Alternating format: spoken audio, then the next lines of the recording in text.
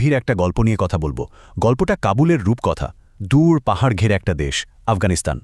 বছরের পর বছর যুদ্ধ, কষ্ট আর অশান্তির পর একটা যুদ্ধবিধ্বস্ত দেশ কিভাবে ঘুরে দাঁড়ায়, কিভাবে নতুন করে আবার স্বপ্ন দেখতে শুরু করে, সেটাই আমরা আজ দেখব। তো চলুন শুরু করা যাক। আমাদের আলোচনার প্রথম অংশটি হল এক নতুন যুগের সূচনা, অর্থাৎ যুদ্ধ পরবর্তী আফগানিস্তানের অবস্থা। একটু কল্পনা করুন তো, চারদিকে বিশাল সব পাহাড় দিয়ে ঘেরা একটা দেশ, দেখতে কিন্তু অসাধারণ সুন্দর।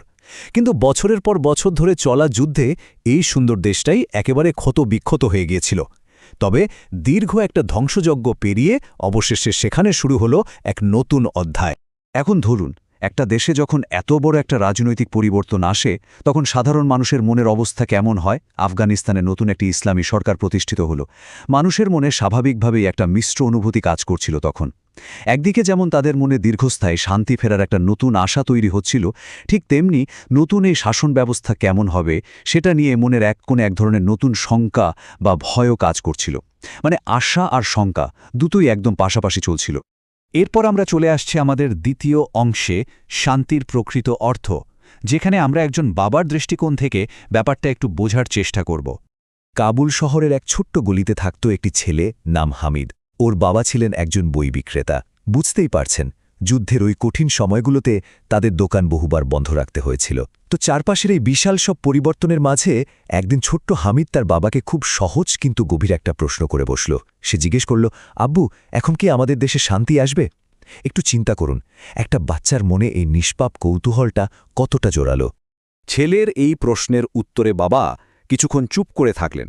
তারপর অসাধারণ একটা কথা বলেন তিনি বললেন, শান্তি শুধু সরকার দিয়ে আসে না বাবা, মানুষের মনেও শান্তি থাকতে হয়। কথাটার মানে বুঝতে পারছেন? শুধু রাষ্ট্র বা সরকার বদলে গেলেই তো রাতারাতি শান্তি আসে না। মানুষের নিজের মনে, চিন্তায় আর আচরণে যদি শান্তি না থাকে, তাহলে বাইরের কোনো পরিবর্তনই আসলে খুব একটা কাজে আসে না। গল্পের এই পর্যায়ে আমরা দেখব কাবুলে কিভাবে আবার প্রাণের স্পন্দন ফিরে আসছে, দৈনন্দিন জীবনে কি পরিবর্তন আসছে। নতুন সরকারের অধীনে শহরের দৃশ্যপট কিন্তু ধীরে ধীরে বদলাতে শুরু করল। অনেক জায়গাতেই যুদ্ধের তীব্রতা একদম কমে গেল। শহরের নিরাপত্তা বাড়ার কারণে বাজারে আবার মানুষের ভিড় জমতে শুরু করল। ব্যবসায়ীরাও একটু সাহস পেয়ে তাদের দোকানপাট খুলতে শুরু করলেন। আর হ্যাঁ, চারপাশের এই কোলাহলের মাঝেই মসজিদ থেকে আজানের ধ্বনি আগের চেয়ে যেন আরও জোরালো আর স্পষ্টভাবে শোনা যেতে লাগল। মনে হচ্ছিল জীবনযাত্রা আবার তার স্বাভাবিক ছন্দে ফেরার চেষ্টা করছে। সমাজের এই যে একটা স্থিতিশীল অবস্থা, এটা ছোট্ট হামিদের জীবনেও দারুণ প্রভাব ফেলল। তার প্রতিদিনের একটা রুটিন তৈরি হলো। প্রতিদিন সকালে হামিদ মাদ্রাসায় যায় আর বিকেলে ফিরে এসে বাবার বইয়ের